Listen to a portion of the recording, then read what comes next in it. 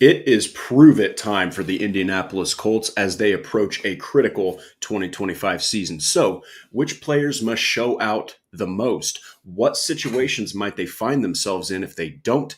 And what predictions do you, the fans, believe in the most? Well, let's talk about it. Welcome to the Horseshoe Huddle Podcast presented by Indianapolis Colts on SI.com. My name is Drake Wally, deputy editor of the site and co-host of the show. And then, of course, there is Noah Gebert over here, analyst for the site and fellow co-host of the show. Noah, this is really our last non-draft related episode, and there was no better way that I could think of to wrap up non-draft talk than who has to show out the most. This is such a critical year.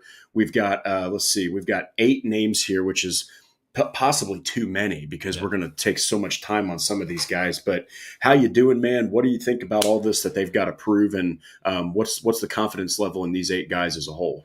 Yeah, doing good, man. Yep, confidence for the 8 guys is going to be up and down depending on who we're talking about at every moment there. Super important to talk about these guys. I think the end of last week, we were talking about the roster as a whole. I think it's good to take a look at these guys individually and see where their situations are at. I know some of these situations that we're going to mention with these guys are going to change drastically because of the draft and the competition that's going to come into some of these rooms. I think that's going to put a little bit more pressure on some of these guys, and for maybe some of these other guys, they can relax a little bit because, their immediate replacement didn't get drafted right away, so they get a little bit more room to breathe going into training camp. Yeah, just good time to evaluate these guys.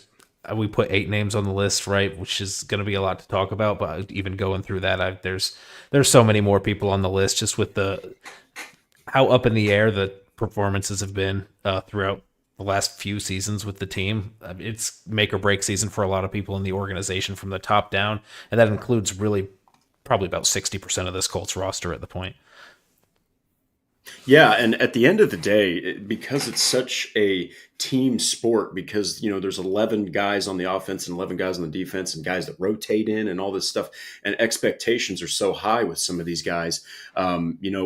It all combines to there's going to be a lot of guys that have to prove themselves. Now, when you're talking about teams that are at the bottom of the barrel and they have high draft picks, there's really not a lot of expectations. And then you've got teams that are close to they're either in the playoffs or they're pushing for a potential Super Bowl.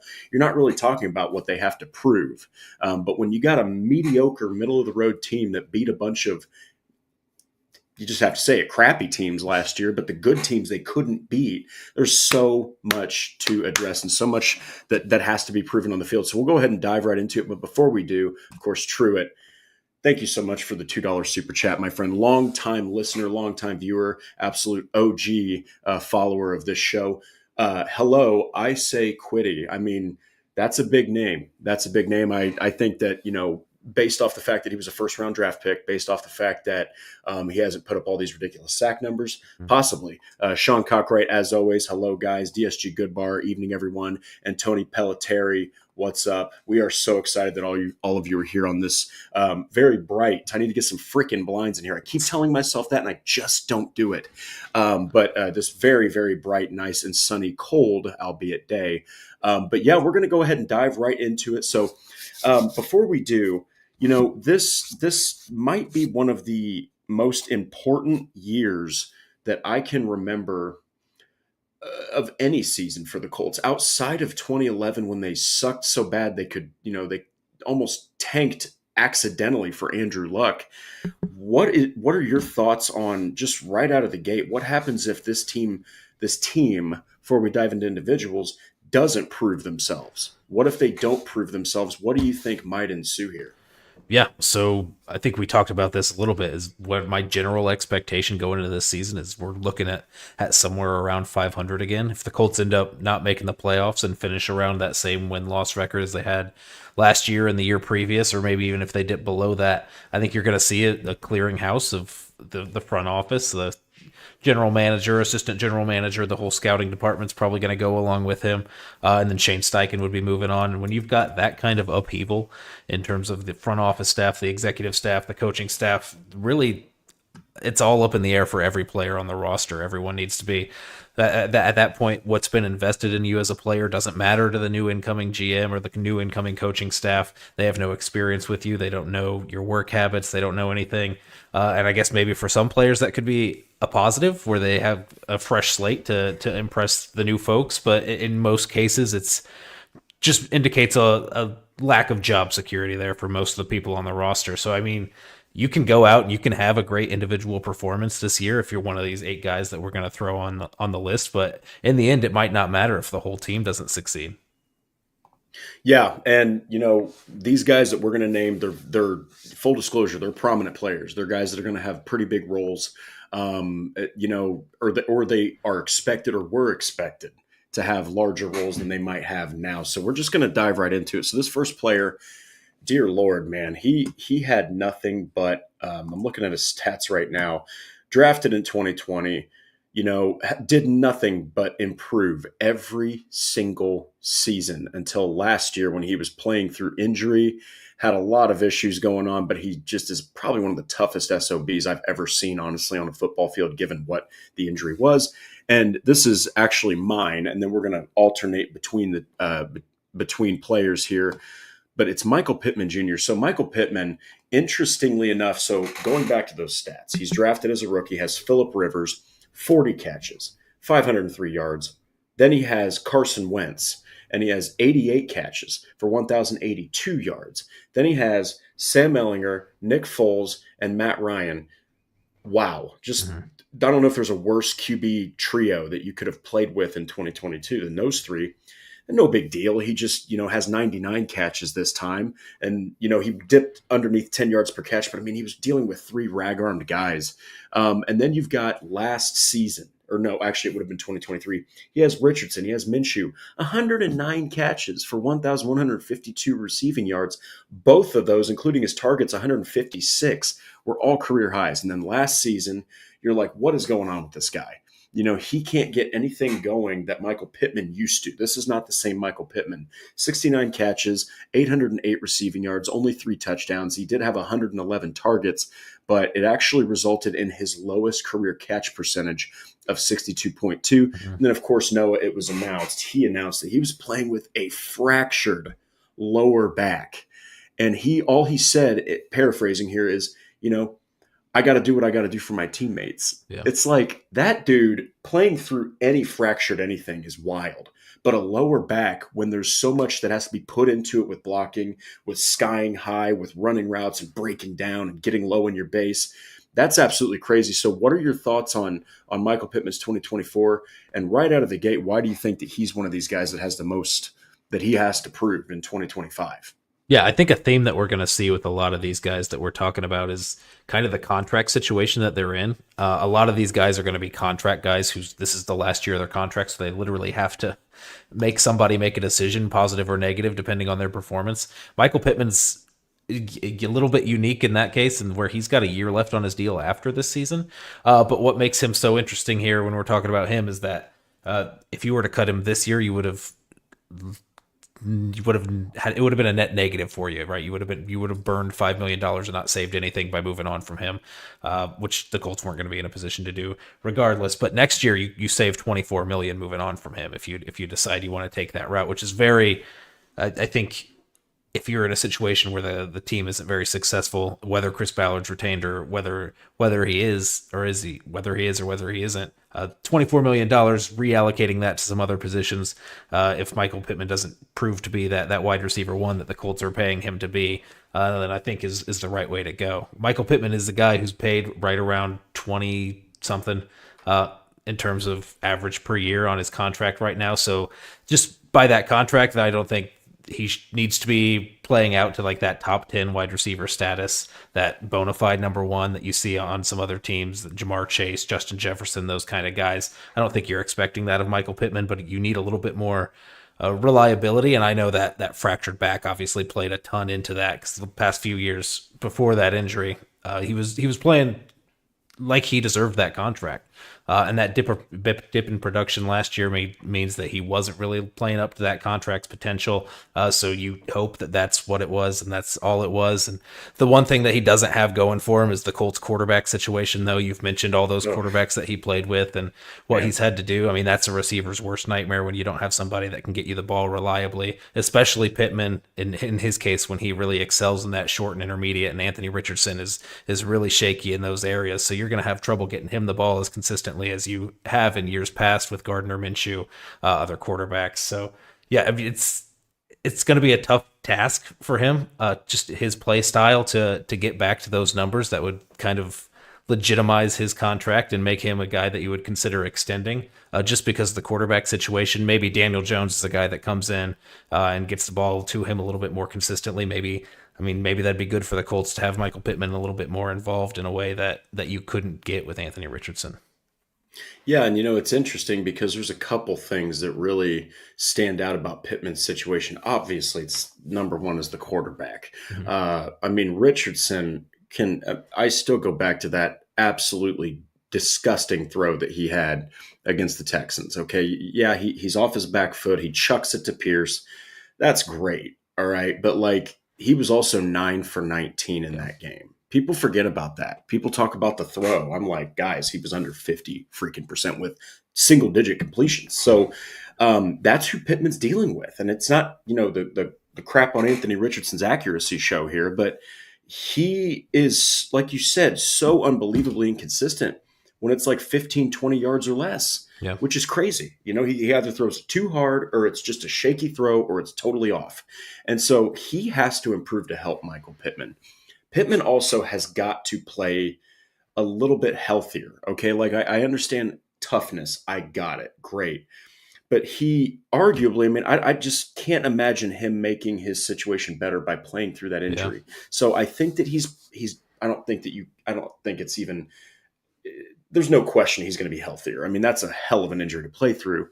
But also, Josh Downs emerged as the best receiver. Alec Pierce was a bigger playmaker than Pittman. And yes, he was hurt, but man, they just looked better. And I think that when you're talking about the impact last year, Pittman was third in that receiving room as far as impact. Pierce had the downfield shots. Downs had seemingly everything else: the short, the intermediate, and the deep catches. And then there was Pittman. And then if AD Mitchell can take that big next step, what's going to happen to Pittman then? I mean, like you said, he's not this otherworldly wide receiver. 109 catches those are sexy numbers. They Yeah. really are, but only 4 touchdowns. He's not a big red zone guy. He's a big first down guy, big, intermediate short guy. So we'll have to see. I think that Pittman has a lot to prove, even though he's definitely going to be Yeah. healthier. You're dealing with Josh Downs right now being the number one receiver. Yeah. I think one thing that gets missed when you're talking about Michael Pittman, he seems a lot older than he is. Uh, it just seems like he's been around he's just kind of that guy who has that kind of aura about him and has just felt like he's been with the Colts forever. He'll be 27 this season. He's still in his athletic prime. As long as that back injury that he was playing with didn't cause anything that's going to be any long standing damage that might impact his play. But I mean, he's got good years ahead of him. So this is the year where he's got to take a step up. Yeah, I mean, it sucks that you have to evaluate him based off of last year and playing through that injury, but you can only evaluate what you can evaluate, and that's the film that he put on there. So I mean, that's just kind of what you have to go on, and I think you're taking a big risk if you don't see a significant improvement or significant uptick in terms of production this year. If you continue to try to keep him on as your wide receiver one. Yeah, I mean, just to put a cap on it, welcome to the NFL. I mean, you get evaluated based off of how you play, whether you're hurt or not. He was out there playing and he was playing hurt. So I do like, before we move on here, because we do have a super chat here, but I do love what Yim said is that Pittman is willing to do all the dirty work. Him and Alec Pierce are a couple of guys that they don't give a crap. They'll go out there and throw their body in front of a defender and block the crap out of them. So Michael Pittman has value. And like Noah said, I think he's got better years ahead of him. It's just last year was, with the quarterback and his back injury, just not a good combo. So before we move on here, though, Spooks Hill Joe, you are a freaking legend. Great job, guys. Thank you with what I consider a heavyweight super chat, $10. Thank you so much for your support. We appreciate it always when our fans are here, just watching us. The super chats are just a little cherry on top. But thank you so much, Spooks Hill. This next guy. This next guy got a lot of flack last year for kind of being a little bit of a tool at the end of the season, but there was a lot of weirdness going on in the locker room. I still believe he's a captain. People were calling for his C to get taken off his jersey. I'm like, hey, this guy's an excellent communicator on the field, but there's reasons that he has a lot to prove.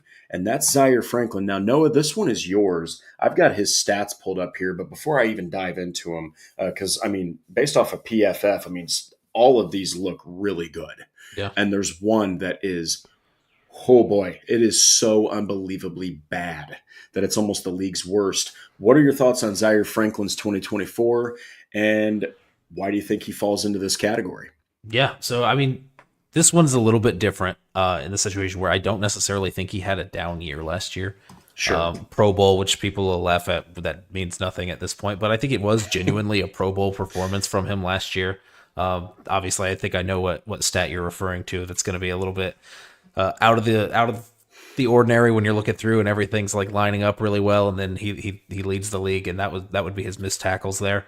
But yeah, this one's a little bit different as a captain. And just that the struggles that the defensive unit went through last year and kind of the onus that he's put on himself to be a leader of that unit. I think you just have a lot like this. You have to prove it now, right? Like you can't have two consistent years where you're the leader of a unit and they consistently be inconsistent, I guess, for lack of a better word there. Like when you're playing down to your level of competition, and failing to play up to your level of competition, like they would play pretty well against top offenses, and then they would just get cakewalked by low level quarterback, low level offenses that you shouldn't be afraid of. And that's, without Gus Bradley there, maybe that was the change that they needed to make. But I think it runs a little bit deeper than that and bleeds into some of the players. It's hard to say who people were talking about in these end of year press conferences. That we heard that Kenny Moore comment about people need to be held a little bit more accountable and be working harder and putting a little more work in. At the end of the year, DeForest Buckner saying similar things about ego getting in the way. We don't know who they're talking about, but that falls on Zaire Franklin as a captain of the unit. Either way, so I think it's less about stepping things up statistically. He put up good numbers. I think he was reliable. I think he's a good communicator. I think he deserves to be a captain of that defense, and brings energy in a way that nobody else on the defense really does. So yeah, I think it was smart to bring him back or not move on from him. I think you were kind of stuck in your situation cap wise and with his contract where it wouldn't make a lot of sense to move on. But you, at the very end of the year, you're in a situation where all fans are pretty much calling for that C to be taken off your chest or to move on from that linebacking unit just because of how inconsistent the play was from both of them. So I think, you got to get back in the good graces of the fans. I think winning goes a long way with that. But yeah, just a step up in terms of the consistency on that defensive side of the ball, I think would do wonders for him. Yeah, and obviously the point that Noah is talking about is at the end of the season. So probably what really pissed off fans more than anything, not even the on-field play, because the on-field play, outside of one thing that I'll get to, his best career season ever. Okay, he literally was everywhere, even turning the ball over. But you beat the crappy Jaguars with Mac Jones. Okay, you finish a equally crappy 8-9 losing record. You don't make the playoffs, and he was upset with some things that Pat McAfee said. McAfee doesn't go to his season ticket spot, and Zaire pretends to shake his hand after they win. That really drove a lot of people bonkers. They could not believe that a guy would do that. Look, man, these guys are emotional sometimes. These guys, they got a lot of people watching. I'm sure they make a lot of money. They deal with crap every day. They get talked about every day. So I think that Zaire can learn a lot, but at the end of the day, man, you can't ask for much more. 173 tackles, led the NFL. 93 of those are solo. He had 11 tackles for loss. He had 6 passes defended, which ties his career high. He had 2 interceptions, career high. He had 5 forced fumbles, career high, 3.5 sacks, career high. Just had a great season statistically, but here's where things get really, really ugly. 22 missed tackles. Now, when you are asked to tackle as much as he was, you're going to miss some tackles, but he was 187th out of 189 eligible linebackers. EJ Speed was 189th out of 189 eligible linebackers. So you basically had two of the worst in the NFL at missing tackles right there in the starting lineup with each other. So Zaire Franklin has got to do two things. He can't allow anything like what he allowed in his head to become prevalent again. The whole podcast thing, I don't know what's going to happen with that now that EJ Speed is with the Houston Texans. But regardless, you got to bring it a little bit more as a captain and be a little bit more mature than that. But number two, you can't miss that many tackles. And I do like what Yim here said. Lou can possibly bring Zaire's game to life. Lou Anarumo is going to elevate a lot of these guys. I think that his scheme, his style, his thinking, Zaire Franklin is underrated with blitzing. He just shoots right through the gap. Okay, so he's not the fastest guy. He's not that great in coverage, and there are times he's going to miss tackles. But one thing that he does incredibly well is he can get in the backfield. So I'm really interested to see what Anarumo is going to do. I wouldn't even be surprised if Franklin has a career high in sacks. And then, of course, so Lou did a lot for Logan Wilson and Jermaine Pratt in Cincinnati. So linebacker is going to be an interesting position for sure. But at the end of the day, Noah, Zaire's got a lot to prove because last season it's really with the relationship with the fans. It's the relationship with the fans. It's the stat of so many missed tackles.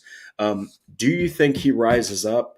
And what are your expectations with him in a scheme where he's going to be allowed to do way more? And honestly, it's not so static. So he's probably going to be allowed to do more things that play to his strengths as a linebacker. Yeah, I like the fit, and I think he'll play well. I think when you're looking at last year and that missed tackle number of 22 being second worst in the league, really when you look at it by percentages, I mean, EJ Speed was far and away a lot worse in terms of missed tackle offender. Just looking, it was around 11.5%, 11.6% missed tackle rate for Zaire Franklin, which is better than the last 2 years that he had where he was hovering around 12.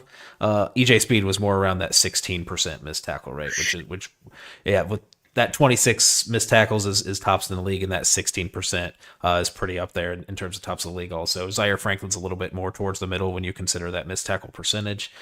So maybe it's a little bit overblown just because of the pure numbers, just with how often that runners were getting to the second level against the Colts defensive scheme last year. I think he will be asked to be in those situations a little bit less, or will be just by virtue of the play up front and a little bit more versatile in terms of the fronts they're running and the stunts that they're running up front.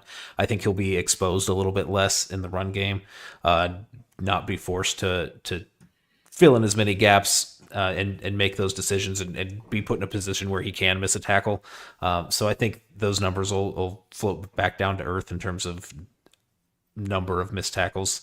And then everything else, if he just keeps up the way that he's been playing the past couple of years, I think he's on another Pro Bowl year, another Pro Bowl level.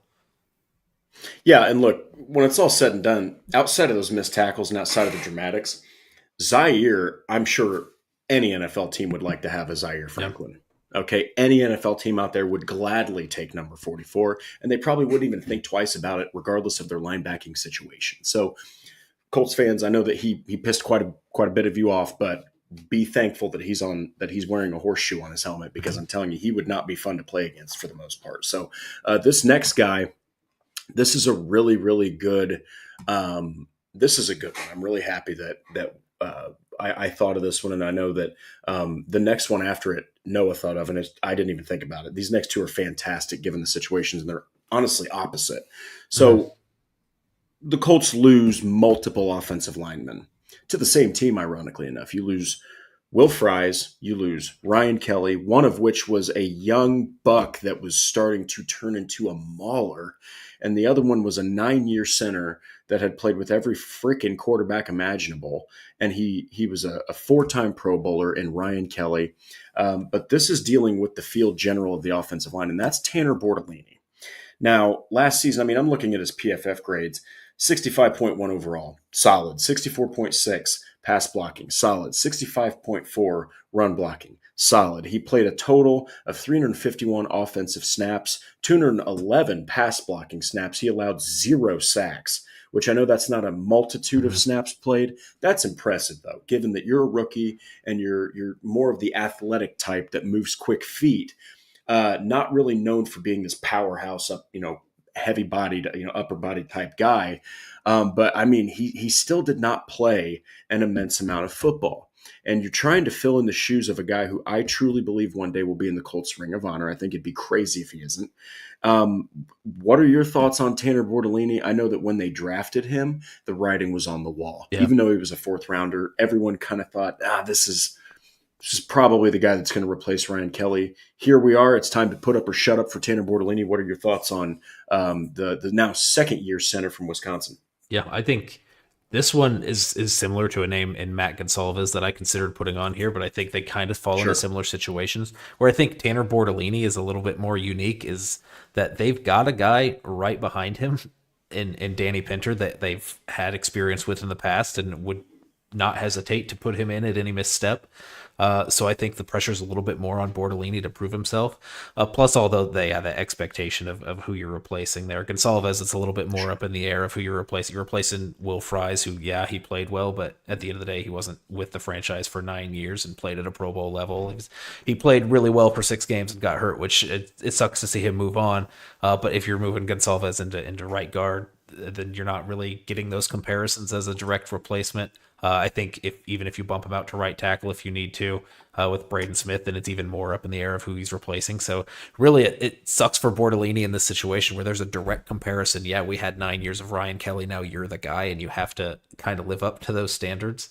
And I think that's why he has a lot more to prove than Gonsalves in that sense. And then adding on to that it's one of those rare positions along the offensive line where I think Danny Pinter is legitimately your sixth best offensive lineman on the team at this point. So the first time that you show any signs of not being up to the job, then they've got a guy that they can turn to.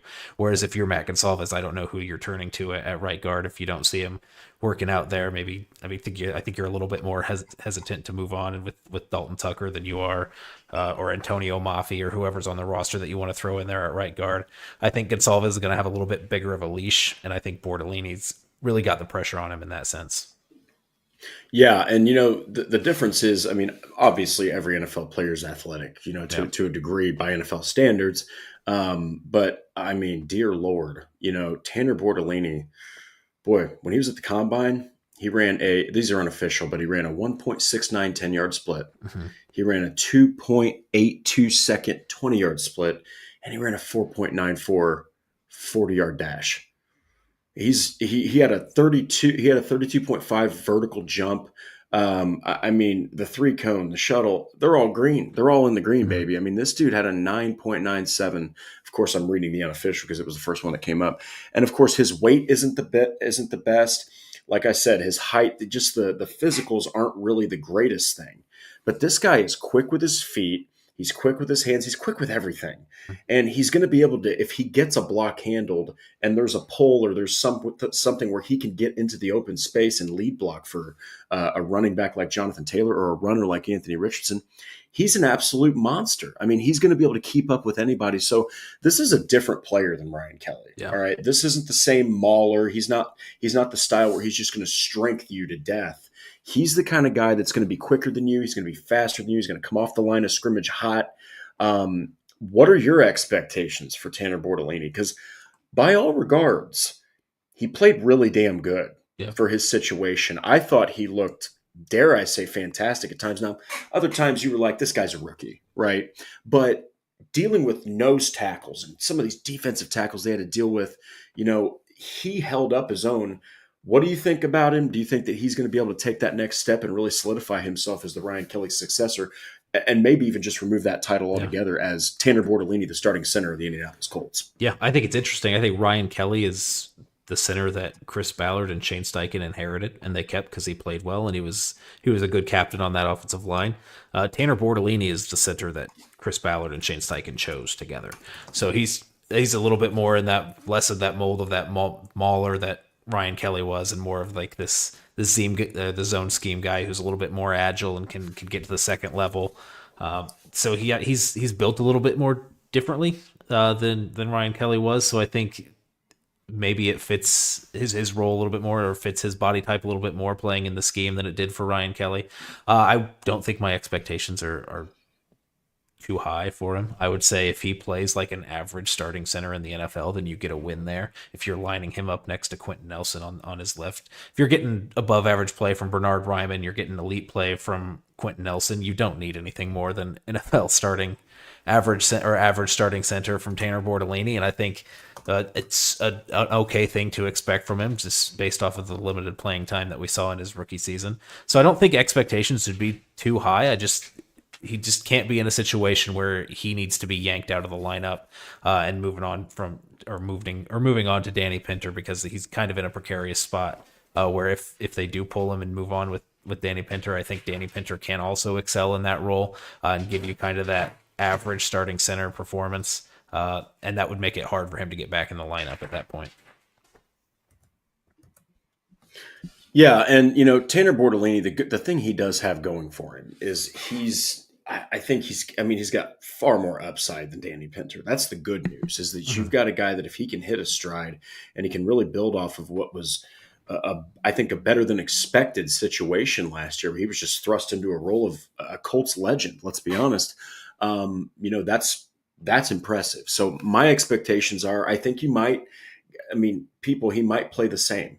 He might play the same as he did in his rookie season, because now he's taking on every single snap. He's going to probably have if he stays healthy the whole year, you're looking at a guy who's going to probably have over 1,000 snaps. Okay, so that is a whole hell of a lot more than 351. But I think that last year was enough of a sample size where you can at least be excited about what number 60 is going to give you. Incredible athleticism. He's only 22. He has so much room to grow.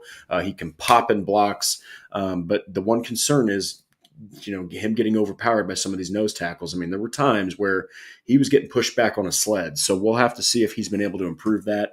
Luckily, he has an incredible offensive line coach in Tony Soprano Jr. So this next one, I love this one from Noah. We got to speed up here. I just looked at the clock, and holy Toledo, we're over 30 minutes. This next one, a lot of ambiguity was surrounding this guy. They decided to restructure his contract so he wasn't getting paid so much. Me and Noah were talking about how the Colts would save over $16 million cutting this guy, and that's Braden Smith. Yeah. So, Noah, you put this one on here. I'm going to go ahead and let you vamp on this for a while, but Braden Smith, man, he's been one of the most consistent blockers. No Pro Bowls to this day, but injuries seem to be starting to catch up with him, which when you're an offensive lineman in their lower extremity, that's not good. What are your thoughts on Braden Smith, and why'd you put him on here? Yeah, I think this year is just all about disregarding the level of play. If he's on the field for the entire season, I think that's a plus in terms of Braden Smith, because I think at this point you're playing for your next contract. I mean, there were kind of some rumors up in the air of whether he was going to retire based on the personal decisions. The fact that he told Chris Ballard he wanted to come back, was ready to play football, and took a pay cut to do it doesn't sound like somebody who's willing to hang it up really now or anytime soon. So I'd imagine that it's in his interest to keep playing and try to push for whatever that next step will be. I have a hard time seeing it be with the Colts, really kind of regardless of how he plays. I think if he plays really well, he's probably playing himself out of a contract with the Colts just because of the investment that they're going to need to put into Bernard Ryman. And if he doesn't play well, then the Colts aren't going to be able to justify using any cap space on him with a guy like Gonsalves that can slide over to right tackle already on the roster. And we'll see kind of what they do in the draft. I think that's going to maybe put a little bit more pressure on him depending on how early they address that offensive line depth. I'd imagine they'd be going for somebody who's a little versatile on the offensive line, who can bump out and play tackle or play inside at guard, someone similar to Gonsalves. I wouldn't be surprised if we saw a similar investment this year. Maybe that day two kind of range where you see an offensive lineman that can be versatile, because I do think that's a need for the team right now. If you have somebody that goes down, then you're a couple snaps away from trying to play Blake Freeland at right tackle. And I think the Colts are terrified of being in that situation. And I don't think that Chris Ballard's going to ignore that need there on the trenches. He's always going to lean towards bringing in more big guys on the roster. So I think that's going to be a little more telltale sign of plans beyond Braden Smith, at least for the Colts. But I think just him personally, this is about showing that he can be a full-time starter in the NFL still for years to come. He's 29, so I mean, unless those lower leg injuries or whatever's been going on with him in terms of all of the injuries that have accumulated throughout his career, unless that's really starting to take its toll, I think he does have good years ahead of him as a solid tackle. And I think there's always going to be a demand for that throughout the NFL. So it's really showing that he can stay healthy for a full season and play at least at an adequate level so he can continue his career in the NFL.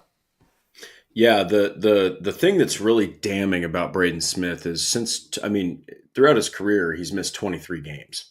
But when you look at these last 4 seasons, let's see, we got 6, 7, 14, 19 missed games. 11 in 2021. He did play 16 in 22, but he only played 10 in 2023. He only played 12 in 2024. And I remember covering the injury report every single I believe it was Wednesday. You would see him on there every single time. Now, they're going to put everything on there. They're going to put, even if you have a little boo-boo, they're going to put you on that injury report. But Braden Smith's, it wasn't just back. It wasn't just like elbow. It was like knee, chest. It was always multiple things. And so this is a guy who's been taking so much damage over these last few years that it's starting to pile up. And last year, yeah, he was playing through injury, right? But he still had an incredible, he's always going to be a great run blocker. Coming off that power side, he's going to be a great run blocker. But he did allow, he had 12 penalties, and we're talking about in 731 offensive snaps. 12 penalties is bad enough, I should say, for 130th out of 141 offensive tackles. That's not even, he only played 12 games. So if he plays another 5, he's probably leading the NFL in penalties. So there was clearly something going on up here. He wasn't able to adjust to some of the counts. Just looked a little bit off. He had 24 pressures allowed, which equates to 2 a game, which for a guy like Anthony Richardson, who has kind of the heebie-jeebies at times with these shorter throws and doesn't respond the best to pressure. And then you got old man Flacco out there who's literally just the Statue of Liberty, can't move.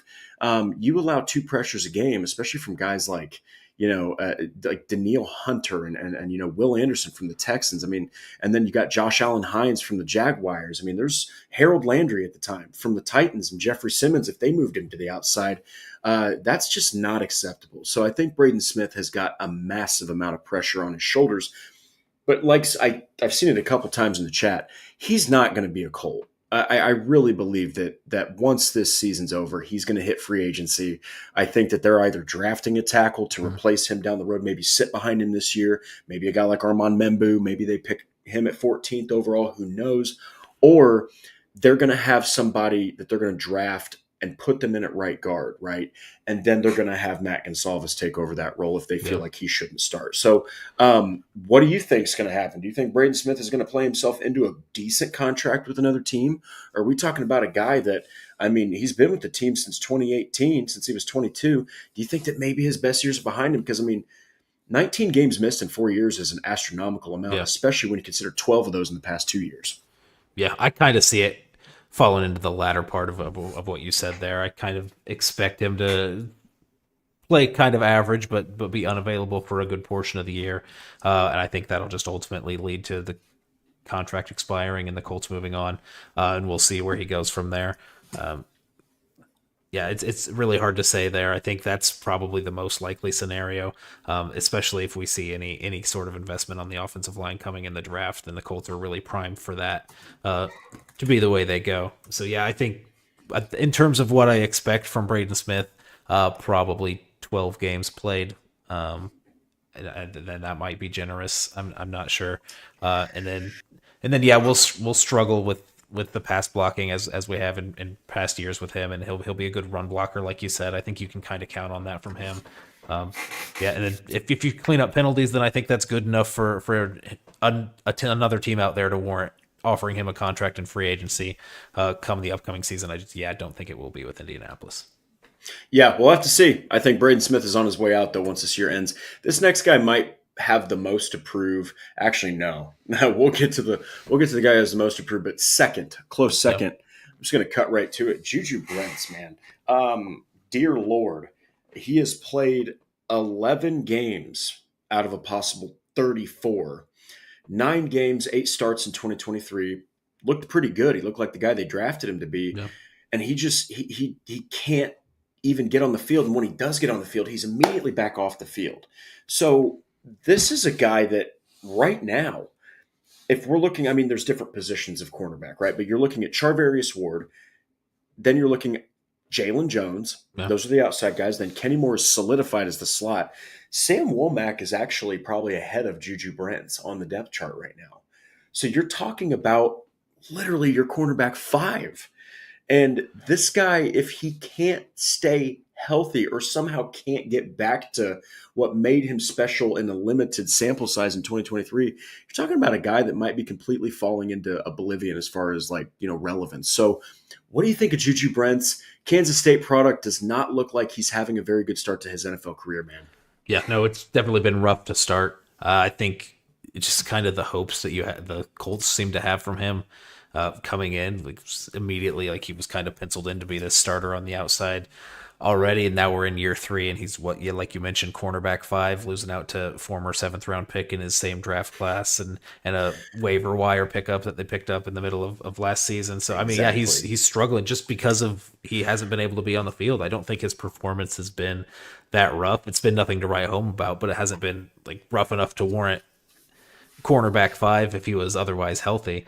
It's really all about staying on the field, right? What was it, like less than 70 snaps this past season?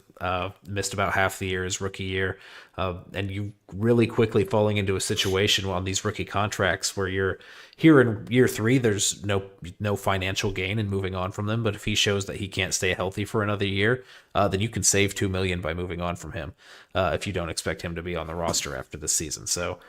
Yeah, I think that roller coaster that of all those high expectations that got drafted. Then that first year, you're really frustrated because he got on the field and he looked kind of okay while he was on the field, and then just a hole and like basically a write-off season his sophomore campaign in the NFL. So we got to see what season 3 holds for him. But if he's not at least on the field for half the season, then I think he becomes a cap liability at a certain point next year. Yeah, we'll make this one brief. Juju Brents cannot have less than 12 games played this year. He needs to go out there. He's got to not only play a better sample size of games than I'd say if he plays like 14, 15 games, you're cool with that. Okay. Yeah. Injuries happen. These little snafu injuries that get you out for a game, they're little dink and dunk type injuries. Those happen to the best players. Yeah. But my goodness, if he strings together more injuries, or God forbid he goes out there and he can't stack up to that second round pedigree that they drafted him at. I mean, look, when teams draft in those first 3 rounds, not to say a guy like Bortolini in round 4 can't work out. Clearly, they're hoping he can. Those first 3 rounds, those are investments. They're investments, and the second round is more than the third, and the first is paramount. So you got a 44th overall selection here that can't even stay on the field. That's really, really rough. So Juju Brents, outside of another guy that we've got right here, man, I really do think that he's got the most to prove. So we're just going to jump into one that Noah actually put on here, which I think he's had good seasons, great seasons, maybe not, but it's Kwity Paye. It's Kwity Paye, former first-round selection. I think he had 8 sacks this year. He had 8.5 last year. Absolute game wrecker of a run defender. I mean, he will put the tackle in place and he'll move them out of the way, whichever way the ball carrier goes. Watch Kwity Paye's tape. He is an absolutely terrifying run defender, but the sack numbers, the pressures, he got outpaced by Dio Dangbo. What are your thoughts on Kwity Paye? I think that a lot of Colts fans are torn on him for a couple of reasons. One, he's not Trey Hendrickson, right? Which, look, to get 10-plus sacks in a season, that's really difficult. It's not easy, okay? Yeah. When you have 8-plus sacks back-to-back years, that should be celebrated a little bit. But what are your thoughts on number 51? I personally think he gets kind of a bad rap, but he also hasn't played out of this world. Yeah, I think he gets bad rap. I think he's a good starting defensive end. I think you need a guy like that on your roster, especially in Chris Ballard's philosophy with the amount of rotation that he wants to have on the defensive line. You need somebody who can eat up those early down snaps and be a solid run defender. And he's not a liability as a pass rusher. I think you could bring some other guys in on third downs to spell him and get some more juice in your pass rush by kind of limiting some of those snaps there. But yeah, I think he's a full time starter as he should be. I think where it comes in here is that they use that or they exercise that 5th-year option on his deal, which is a fully guaranteed about 13.5 million that he's getting paid. And it's kind of hard to justify that number if you're not bringing a little bit more juice in the passing game. So I think he needs to prove a little bit more of that. I think you're also in a situation here on this depth chart in the edge group where you've got so many guys with on contract or in contract years this season, and you're really looking at what the future of the position is going to look like. You've got Leatu Latu and essentially nobody else after this year. Samson Ebukam, Taekwon Lewis, both pushing 30 and on 1-year deals now, and then you've got Isaiah Land, who's just a big projection at this point and still on a contract deal or a 1-year deal. And then it's Kwity Paye, and that's got to be kind of who you're hoping is there for you long term, that can be there on the edge and be that guy opposite Leatu Latu and be that solid run defender.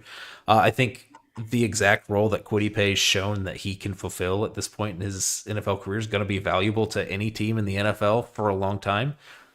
Where you're expecting Latu to be your number one off the edge in terms of pass rush, and Kwity Paye is going to be that guy that you can count on the opposite side, and then you just throw in some more rotational pieces. I think the Colts could really use him. But yeah, I think in terms of just the most to prove, edge rushers get paid so much money if they can provide juice to the pass rush. And I think if he just shows a little bit more in that area, whether it's with the Colts or whether it's with somebody else, I think he's going to play himself into a pretty big payday. Yeah, and you could do a lot worse than 8.5 and 8 sacks in Yep. back-to-back seasons. He had 8 sacks last year, still missed 2 games. So that's a sack every like just a little under 2 games. So look, on top of it all, he had 10 tackles for loss for the second time in his NFL career.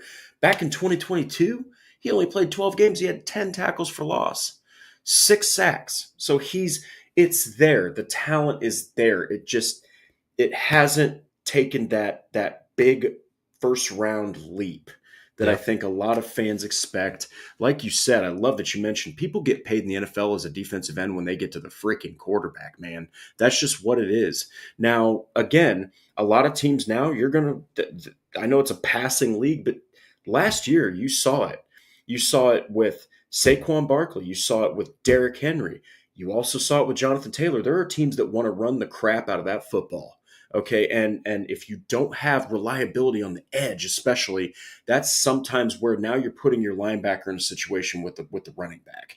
And most of the time, the linebacker is not going to keep up unless they have the angle. So not allowing that edge to get sealed off from an offensive perspective is critical. So, in fact, Leatu Latu could learn a lot about run defense from Kwity Paye. So, I mean, it's one of those things where it's not that we're saying Kwity Paye is a bad football player, because he's just not. He's good.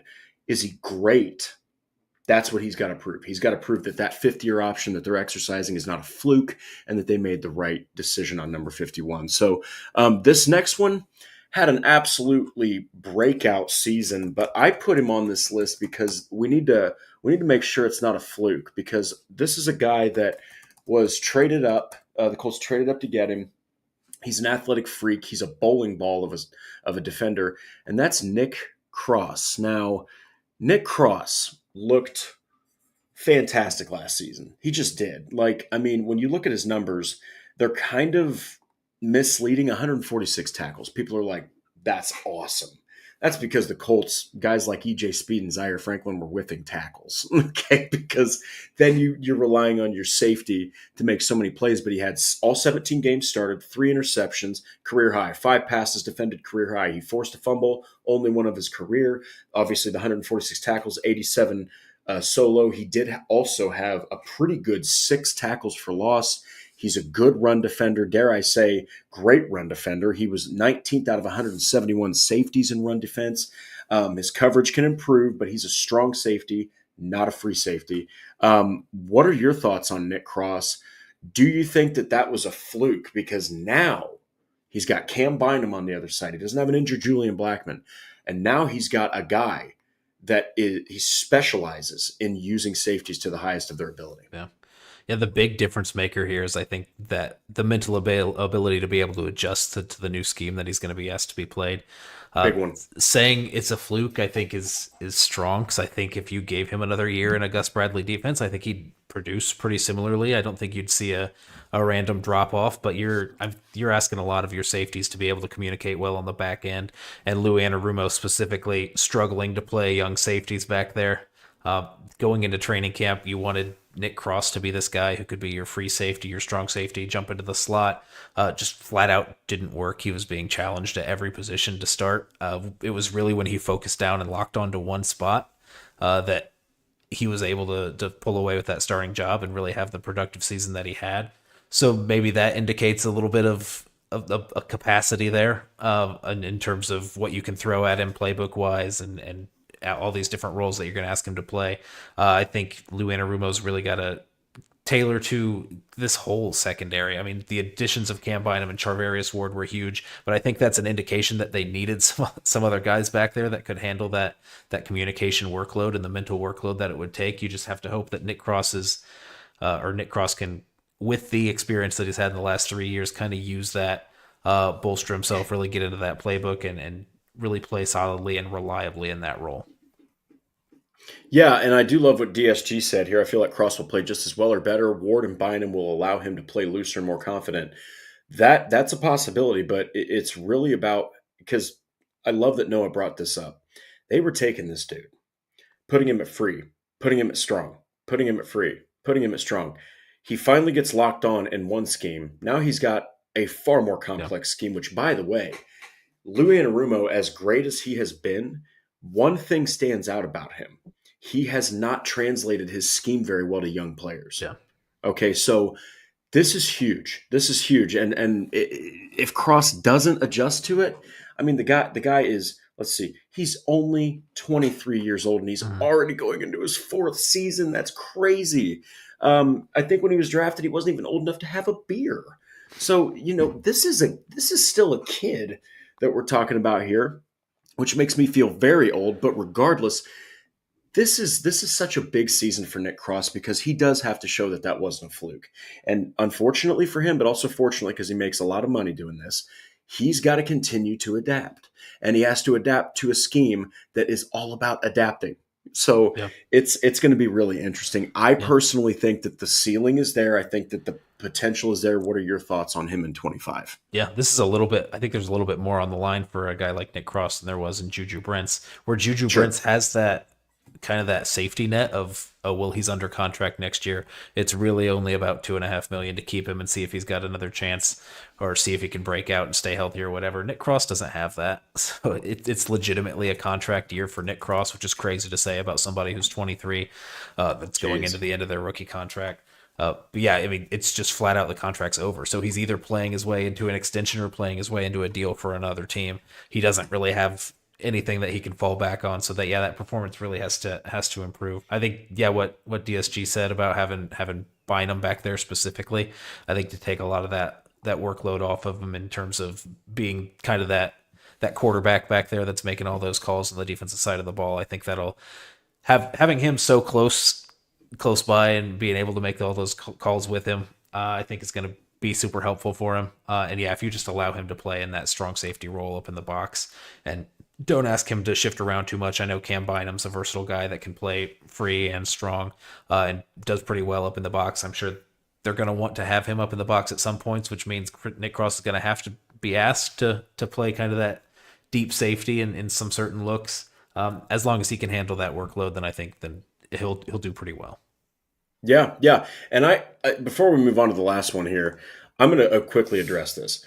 Darth, he fell through the cracks last year. Julian Blackmon did. They re-signed him to a 1-year, $3.7 million deal. I'll tell you right now, if he falls through the cracks again and he doesn't get signed by anybody, they absolutely should re-sign him and put him in a backup or rotational role. I think that you'd be foolish to just not. And he'd actually be cheaper than last year. So this last one, everything rides on this dude. And we're just going to cut right to it. Anthony Richardson. It's going to be all about number 5 and number 17. It's going to be him versus Jones, Jones versus him. Dear Lord, this is all of the pressure all of the expectations, they are on him right now. They're going to be on him tomorrow, in a week, in a month, all the way till September. This is such a big season for Richardson that his career could be on the line right now. Mhm. So, what are your thoughts on Richardson's 2024? What do you think that the QB competition might provide for him in a positive light? And do you think that he can not only beat out Daniel Jones, but rise to the occasion of being a franchise quarterback that the Colts, by the way, took a fourth overall selection on him for? Yeah, I've always said I think chances are less likely than they are likely It's for tough him to to turn out hear. to be that franchise guy. Which yeah, I don't want to say that. I would love for him to come out and prove me wrong specifically and be the guy. I kind of questioned whether I should even put him on the list. We all know he's absolutely the number one answer to this Oh, you question have that to. that we're Yeah. posing. I kind of wanted to put Daniel Jones on there because I think that's a fun discussion to have also because he has maybe more to prove, but I think Anthony Richards just has so much more in terms of expectations that are put on him. Nobody's really expecting Daniel Jones to turn it around and have a Sam Darnold type year. If he does, great, whatever, but nobody's thinking that's what's going to happen. Uh, Anthony Richardson, I think people are still holding out hope because of the investment that was put on him, the number 4 overall pick, all the signs that he's shown that he can be something special, and at certain points he can. He just needs to sustain it for a whole season or a whole game, even. Yeah, I think you can't have this conversation without talking about Anthony Richardson. I think this is goes one for individual who has the most to prove, and then what it means for the team. I think has the most to prove. Yeah, Anthony Richardson's going to be the answer to pretty much every question that you have about the Colts from here until they decide who the starting quarterback is. Yeah, you mentioned that quarterback competition. I think everything or nothing bad has been said about Daniel Jones in terms of his preparation. Um, Throughout his career with the Giants, he was always a stand-up guy. His teammates love him. He never gives anything to the media. He's super boring. He learned behind Eli Manning, who has had no personality with the media during his playing times. I mean, that's just who he is outwardly to the media. But I mean, teammates have loved him. He's always been a coach's favorite. They worked hard. It's hard to when you draft or make that investment in a guy like Daniel Jones and he's doing all the right things. It's super hard to move on from a guy like that. And I think the Colts were kind of in the opposite situation where they invested all this in Anthony Richardson, and it kind of came out publicly that he wasn't really holding himself to that standard. He said as much that he needed to work harder. Chris Ballard and Shane Steichen kind of alluded to that there needed to be a little bit more above and beyond from him. So I mean, yeah, it's two opposite stories there. So maybe some of that work ethic, some of that it's just the process of being a professional can rub off from Daniel Jones. I don't think Daniel Jones is going to be the guy that's taking Anthony Richardson under his wing and showing him like, hey, this is what you have to do to beat me because Anthony or Daniel Jones is fighting for his career at this point too. I think Daniel Jones likely has more to lose this year because I think if he doesn't work out this year, there's not that many teams that are going to be willing to take another chance on him. Anthony Richardson, if he doesn't work out with the Colts, he's going to find a backup job and some team to take a flyer on him at some point. But this is, I think, his last chance to be the bona fide, unquestioned franchise quarterback. Yeah, Anthony Richardson is not just playing for his future. Shane Steichen's future could be Mm-hmm. on Anthony Richardson's right arm. Chris Ballard's future could be on Anthony Richardson's right arm. We go back to Michael Pittman. Yeah, he played with a fractured back, but he had a quarterback that couldn't get him the freaking football. And the biggest thing for Richardson is, well, there's two things. Number one is the turnovers. I mean, he had 9 fumbles last year. He had 12 interceptions as opposed to 8 touchdowns. You do the math. He had 21 total turnovers, or I don't know if all those fumbles were lost, but he did have 12 picks, 9 fumbles. So that's 21 total as opposed to 14 all-purpose touchdowns. Mm-hmm. That's a disgusting margin of +7 in the turnover game. Then you're talking about he can't stay healthy. He just kept getting hurt. Only played 11 games. He's played 15 out of a possible 34.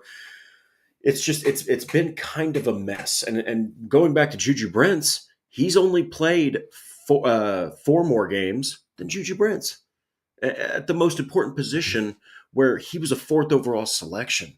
And God forbid if Daniel Jones takes over that starting role, I don't know what's going to happen for the whole franchise because everything is resting on his shoulders. So we'll have to see. I'm just going to go ahead and say my piece, and then I'm going to pass it on to you before we close here.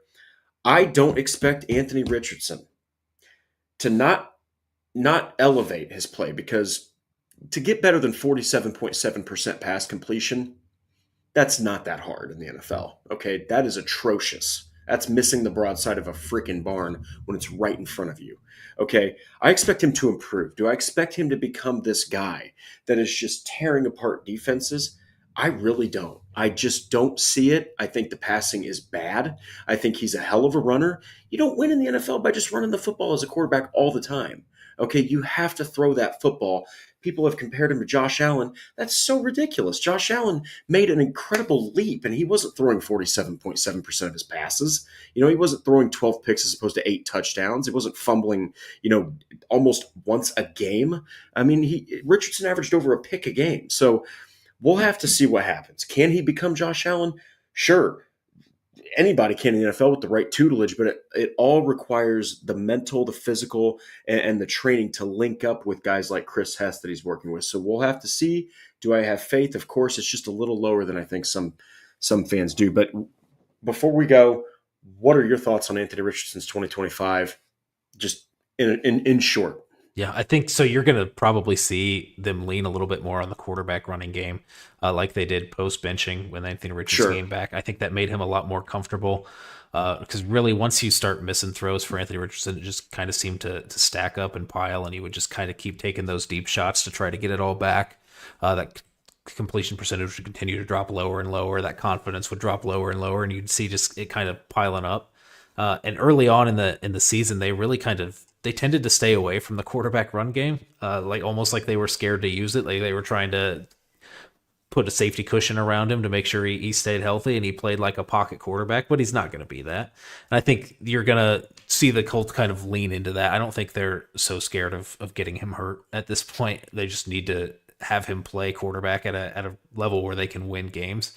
And I think you can do that in the kind of offense that you would have to design around a guy like Anthony Richardson, a la what they did in the last half of the season post benching. So I think you'll see that. But I also think at some point we'll have to see Daniel Jones because I think you're going to win some games with that heavy running style. But when it comes down to it, you're not going to have the firepower or the explosiveness to be able to take the top off or really open it up in the passing game with the consistency that you really want. So yeah, I think you're going to see something tailored to him, and I think they're going to fall a little bit short. There's going to be a couple disappointing losses that they felt like they should have had. You're going to see some Daniel Jones, and then after that, it's probably going to be a yo-yo back and forth between the two until the end of the year. Man, I'll conclude with this. That is not what Colts fans want to hear, but listen, that's the reality of it. When you play 15 out of 34 games and you have a guy that chose this team because he feels like it's the best chance for him to win a starting job, and you factor all of that into dropping 12% off of your completion percentage because, let's face it, NFL teams, they adjust to your tape. They really do. They do it very quickly. The writing's on look, the trajectory is not good. Let's just say that. It's just not good for Richardson. He has, without question, the most to prove. But guys, that's our show. I know it's a lot of doom and gloom here with Anthony Richardson at the end, but we very much appreciate everybody tuning in. Of course, we had Truett at the beginning of the show. We had Spooks Hill Joe with another super chat. DSG, Richard Rhodes, Darth Raider, Young Empire putting multiple comments about Pittman being traded. It's not happening. Tressa Willis Johnson, thank you so much. Augustine, thank you so much. Yim, everybody, thank you so much for joining us. If you haven't already, like the Horseshoe Huddle on Facebook. Follow Indianapolis Colts on SI on X. That is at Colts_SI. Do not forget, most prominent is to subscribe to the Horseshoe Huddle on YouTube and click the bell to turn on notifications. If you want to listen to the Horseshoe Huddle podcast, good news. Subscribe on Apple, subscribe on Spotify. We are everywhere you can listen to podcasts. So we would very much appreciate it if you tuned in there as well, if you can't watch. But this is the last non-draft episode we're going to have before the big day on April 24th. We're going to live stream that. It's going to be awesome. We might bring on some special guests, maybe some people who have been affiliated with the show before.